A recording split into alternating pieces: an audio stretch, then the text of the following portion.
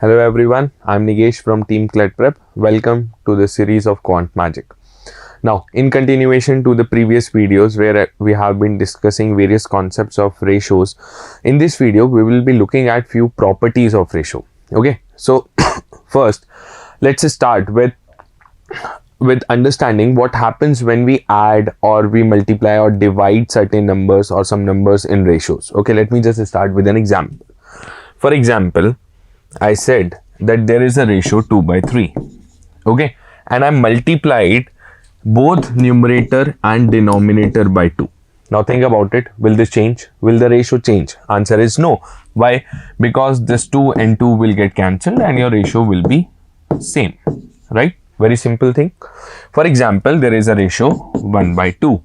I divided both numerator and denominator by 2. Okay, it becomes 1 by 2 upon 2 by 2. What will happen? Will this ratio change? Again, the answer is no. Why no? Because this 2 and 2 will get cancelled and eventually you will get the same ratio back. That is 1 by 2. Okay, let's take another example. For example, the ratio is 1 by 2. Okay, and I added 2 and 4 in the numerator and the denominator respectively. मैंने numerator में 2 add करा और denominator में 4 add करा. And if I'm going to ask you, will this ratio change? Now at this very moment, a lot of students say that yes, this will change. But the answer is no, it will not change. Why it will not change? Look at it very carefully. The numerator becomes 3 and the denominator becomes 6. And if you will simplify this 3 and 6, you will again get what? 1 by 2. So the ratio does not change. Why? Because I am adding the numbers in the same original ratio. Okay, let's take another example of this very fact. For example, a number is 111 upon 333. Okay, and I need to simplify this denominator. Somehow I'm calculating the percentages or in data interpretation. Let's see if I do not get to the point where I can see this is exactly 1 by 3 and this is 33.33%. Okay, so let's try the same thing here. Suppose I'm subtracting 11 and 33 from numerator and denominator respectively. What will happen? Will this change? No, it will not change. See, the numerator will be 100 and the denominator will be 300, right? 111 minus 11 is 100 and 333 minus 33 is what? 300. Now, if you look at it, you can see that the original ratio was 1 by 3. I subtracted the numbers in this very ratio, that was 1 by 3 and the ratio still remains what? 1 by 3. So, अगर हम किसी भी ratio में उस ratio में ही किन्हीं भी numbers को ऐड या सब्ट्रैक्ट करते हैं तो रेशो चेंज नहीं होता है. But for example, I took a ratio 1 by 2 and I added 2 and 2 in the numerator as well as in the denominator. Now my question is, will this ratio change? The answer is yes. Now it will change. Okay. So same ratio में add कर रहे हैं, change नहीं होता. Same ratio में subtract करते हैं, change नहीं होता. Multiply करते हैं, नहीं होता. Divide कर रहे हैं, नहीं हो रहा. लेकिन अगर मैं similar quantity add करूँगा, same quantity add करूँगा तो ये ratio change होगा. अब ये रेशो जिस तरीके से चेंज होता है वो एक ट्रेंड फॉलो करता है. उस ट्रेंड को हम यहाँ पे डिस्कस करेंगे. ओके, सो सबसे पहली चीज फ्रैक्शंस. ओके, हमने बात की थी कि every ratio can be express in the form of fraction. मैं इसे a by b की फॉर्म में लिख सकता हूँ, राइट? तो फ्रैक्शन मेरे पास में कितने तरीके के होते हैं? I have two different type of fractions. One is proper and the other one is improper. A lot of people say it like and unlike fraction also. Okay, the basic funda is कि दो तरीके के fractions होंगे. And let me be very clear before moving forward. Mixed fraction is another form of writing an improper fraction. Okay, so दो fractions होते हैं हमारे पास में. दो टाइप के फ्रैक्शंस होते हैं, एक 1 से छोटे और दूसरे 1 से बड़े. जो 1 से छोटे फ्रैक्शंस हैं उनको हम प्रॉपर बोल देते हैं और जो 1 से बड़े फ्रैक्शंस हैं उन्हें हम बोल देंगे improper fractions, right?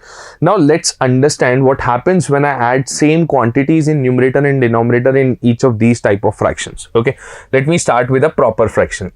For example, there is a fraction 1 by 2. Okay, I added 2 and 2 in the numerator. The result becomes what? 3 by 4, right? If I add once more 1 and 1 in both numerator and denominator, the result becomes 4 by 5. Okay, now if you are not able to get to the point where what I'm trying to show you here is कि 1 by 2 this is basically 0.5. Okay, 3 by 4 is 0.75. 4 by 5 is 0.8. Now please take a note of this, that we can see the fraction is increasing. Okay तो एक proper fraction था, 1 से छोटा fraction था, उसके numerator denominator दोनों में मैंने सिमिलर क्वांटिटीज ऐड करी, और जब तक मैं सिमिलर क्वांटिटीज ऐड करता जा रहा हूं I can see that the fraction is increasing. Okay this time let's take an improper fraction. For example let's say there is an improper fraction 3/2. Okay, I'm adding same quantities in both numerator and denominator, so I'm adding 2 and 2 here. The result becomes 5/4. Okay, let's add 1 and 1 again. Say suppose this is 1, this is 1. I'm adding 1 and 1 in numerator and denominator. The result becomes what? 6/5.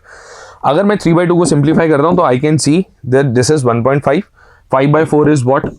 1.25, and 6/5 is what? 1.1. So I can see that this fraction is decreasing, whereas in the previous case the fraction was increasing. Now what is this? ये क्या हुआ यहाँ पे? The basic property of a fraction is कि अगर हम किसी भी प्रॉपर फ्रैक्शन के अंदर जो ऐसा फ्रैक्शन जो 1 से छोटा है उसमें सिमिलर क्वांटिटी ऐड करते हैं तो वो फ्रैक्शन इंक्रीज होता है, और अगर वो इम्प्रॉपर फ्रैक्शन है और उसमें मैं सिमिलर क्वांटिटी ऐड करूंगा तो वो फ्रैक्शन डिक्रीज होगा. अब बात ये है कि सर इसको याद कैसे रखा जाए. चलिए आपने बोल भी दिया, ठीक है, तो how will we remember this. इसको याद रखने का एक बड़ा सिंपल सा फंडा है. किसी भी फ्रैक्शन के अंदर जब हम न्यूमरेटर डिनोमिनेटर में सेम क्वांटिटी ऐड करते हैं तो वो 1 की तरफ मूव करता है. Now if a fraction is less than 1 और वो 1 की तरफ मूव कर रहा है, that means it is increasing, and if it is already more than 1 और वो 1 की तरफ मूव कर रहा है, that means it is decreasing. If a upon b is a proper fraction, then if we add x in both numerator and denominator, the new fraction formed will always be greater than the original fraction. And if a upon b is an improper fraction and we add x in both numerator and denominator, it will always be less than the original fraction. Now let's try to understand where to use it. ठीक है, property पढ़ ली, पढ़ना समझना याद रखना एक बात हुई, इसको यूज कैसे करना है. तो चलिए कुछ एग्जांपल्स लेते हैं जहां पे कि इस प्रॉपर्टी को हम लोग यूज करेंगे.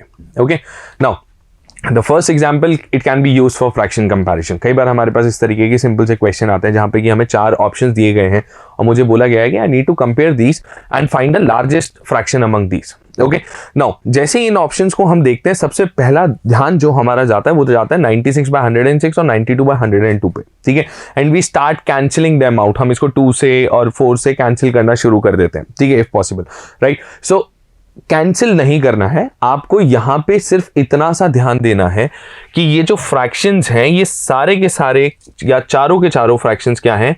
Proper fraction. ओके, चारों फ्रैक्शंस 1 से छोटे. और अगर आप इनको ध्यान से देखोगे, चलिए लेट्स स्टार्ट कंपेयरिंग. अगर मैं a और b को कंपेयर करता हूं तो देखिए आई can see that the numerator is 7 more than the second option, यानी 89 plus 7 is 96, and 99 plus 7 is equals to what? 106. So I can definitely conclude that 96/106 will be greater than 89/99. ठीक है, अभी हमने बात की थी proper fraction, same quantity numerator denominator में add करेंगे तो जो नया फ्रैक्शन बनेगा वो क्या होगा? पहले वाले से बड़ा होगा. ठीक है, अब इसी तरीके से अगर 96/106 को हम 92/102 से कंपेयर करेंगे तो we can see the same thing happening here as well. Okay, यहाँ पे देखिए the numerator is 4 more and the denominator is also 4 more. Okay, so 96/106 it will be greater than 92/102. Okay, and if you will look at the fourth option you will see the same thing happening, that the numerator is 1 more and the denominator is also 1 more. So 96/106 is also greater than 95/105, right? अब कई बार लोग ऐसी भी बात करते हैं कि sir coincidentally first option ही हमारा आंसर आ जाएगा. नहीं, ऐसा नहीं है. आपको यहाँ पे दिख रहा होगा कि हर बार न्यूमरेटर डिनोमिनेटर का जो डिफरेंस है वो फिक्स है, वो हमेशा क्या है? 10 है. तो आपको जब भी ऐसा देखने को मिलता है please do check this property whether it is applicable और नॉट. ओके, सो यहाँ पे मैं इनको चाहूं तो अरेंज भी कर सकता हूं. मुझे मालूम है जो सबसे बड़ा नंबर होगा तो वही फ्रैक्शन सबसे बड़ा होगा. तो यहाँ पे अगर मैं इनको अरेंज करने जाता हूं कि मुझे सबसे ग्रेटेस्ट फिर नेक्स्ट यानी कि डिसेंडिंग ऑर्डर में मैं अरेंज करता हूं तो greatest fraction will be 96/106, then we will have Delhi 95/105, then we have C that is 92/102, and then finally we have B that is 89/99. Okay, for example मैंने ऐसे ही क्वेश्चन में फिगर्स को थोड़ा सा चेंज करा, एंड ऑल्सो मैंने आपसे question इस बार लार्जेस्ट का नहीं पूछा है, मैंने आपसे पूछा है किसका? स्मॉलेस्ट का, सबसे छोटा फ्रैक्शन निकालना है मुझे. अब यहाँ पे एक चीज नोटिस कीजिए कि चारों के चारों फ्रैक्शंस क्या हैं? ऑल 4 फ्रैक्शंस आर इम्प्रॉपर, 1 से बड़े फ्रैक्शन है, तो जितना आप ऐड करते जाएंगे फ्रैक्शन क्या होता जाएगा, रिड्यूस होता जाएगा. Okay, and if we look at them carefully we can see the same thing happening here. कैसे, वापस से both numerator and denominator are 7 more than the second fraction. ठीक है, 92 से आप कंपेयर करेंगे तो both numerator and denominator are 4 more than the third fraction, that is option C. और अगर आप 195 by 105 से आप कंपेयर करेंगे तो both numerator and denominator are 1 more than the fourth fraction. Okay, so which is the smallest fraction? The smallest fraction will be A. तो अगर इस पर्टिकुलर सिचुएशन में जब मुझे मालूम है कि ऐड करने से फ्रैक्शन क्या हो रहा है, रिड्यूस हो रहा है, तो अगर मैं इनको डिसेंडिंग ऑर्डर में अरेंज करता हूं तो सबसे बड़ा फ्रैक्शन मेरे पास में आएगा option B, that is 189 by 99. फिर मैंने थोड़ा सा इंक्रीज करा, 92 पे गया, 3 इंक्रीज करा न्यूमरेटर और डिनोमिनेटर में, तो I will have C as the next option. Okay, ये रिड्यूस होगा. फिर 92 से और मैं इंक्रीज करता हूं तो फिर ये फर्दर रिड्यूस होगा and I will get option D, that is 95 by 105. And finally हमारे पास में सबसे लास्ट में आएगा क्या, option A, which will be the smallest fraction. Okay, तो this is how we can use this. Now हमने पिछले वीडियोस में एक क्वेश्चन करा था जहां पे हमने एज पे बेस्ड हमें इंफॉर्मेशन दी गई थी कि ए और बी की प्रेजेंट एज इतनी है, 5 years लेटर इतना होगा, प्रेजेंट एज क्या है, इस तरीके की कुछ भी इंफॉर्मेशन हमें दे रखी है. तो उसी फ्रेम पे एक क्वेश्चन जहां पे कि इस प्रॉपर्टी को यूज किया जा सकता है. देखिए, for example the question says कि if the ratio of the ages of A and B is 5:6, which of the following can be the ratio of their ages 7 years from now. Okay, तो present age का ratio मैंने आपको दे दिया 5:6. चलिए let's work out this question. Okay, A B present age का ratio हमने बोल दिया कितना है, प्रेजेंट एज का रेशियो है 5:6. तो अगर प्रेजेंट एज का रेशियो 5:6 है तो मैं बोल सकता हूं ए की age is 5x and B's age is 6x. Okay, which of the following can be the ratio of their ages 7 years from now.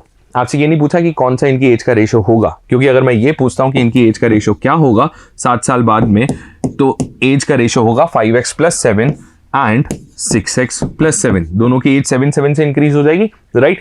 And यहां पे मैं कॉमन वेरिएबल को ना तो एलिमिनेट कर सकता हूं ना उसकी वैल्यू निकाल सकता हूं. तो मैं क्वेश्चन में ये नहीं पूछ रहा हूं कि कौन सा इनकी एज का रेशियो होगा, मैंने ये पूछा है कौन सा इनकी एज का रेशियो हो सकता है, विच इज पॉसिबल. चलिए, अब इन दैट केस आप यहां पे एक चीज नोटिस करो कि ओरिजिनली जो इनकी एज का रेशियो था 5:6, it was a proper fraction. ठीक है, it was a proper fraction, 1 से छोटा फ्रैक्शन है.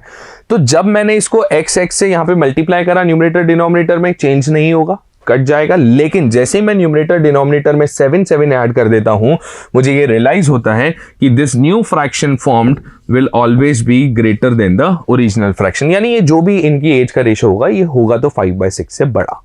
अब मुझे इन ऑप्शंस में से सिर्फ और सिर्फ क्या करना है, कंपेयर करना है. ठीक है, चलिए कंपैरिजन स्टार्ट करते हैं.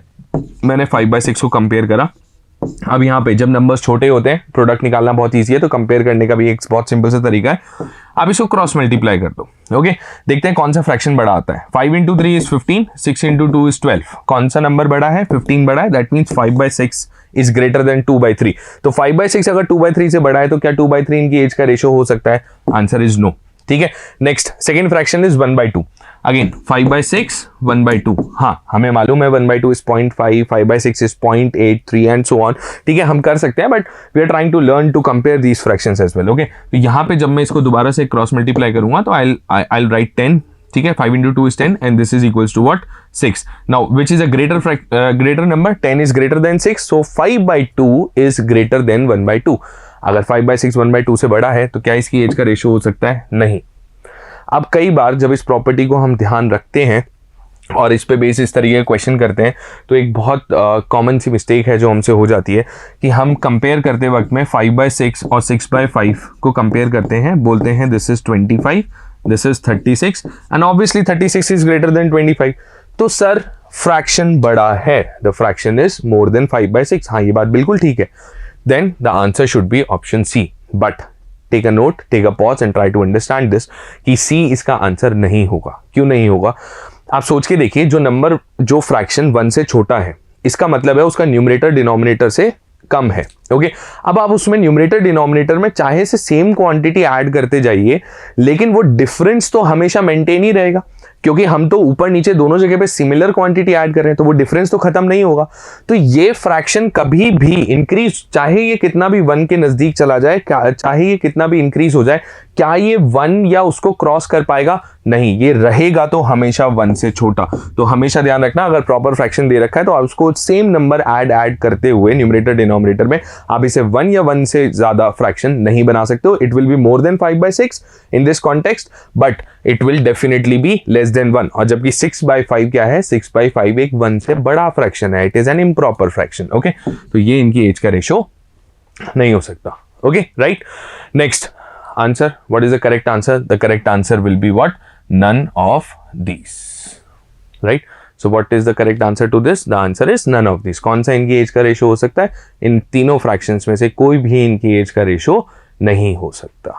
चलिए, सो आई होप आपको ये एक सिंपल सी प्रॉपर्टी समझ में आई होगी, राइट? एंड ये एक अच्छी एक टास्क है, एक प्रॉपर्टी है कि अगर आप हर चीज़ को एग्जाम्पल्स के साथ में समझते जाएंगे, उनको याद रखते जाएंगे, तो इवेंचुअली जब भी इस क्वेश्चन, किसी भी क्वेश्चन में आपको ये प्रॉपर्टी काम में आती है तो आपको फटाफट से स्ट्राइक भी करेगा। Thank you so much.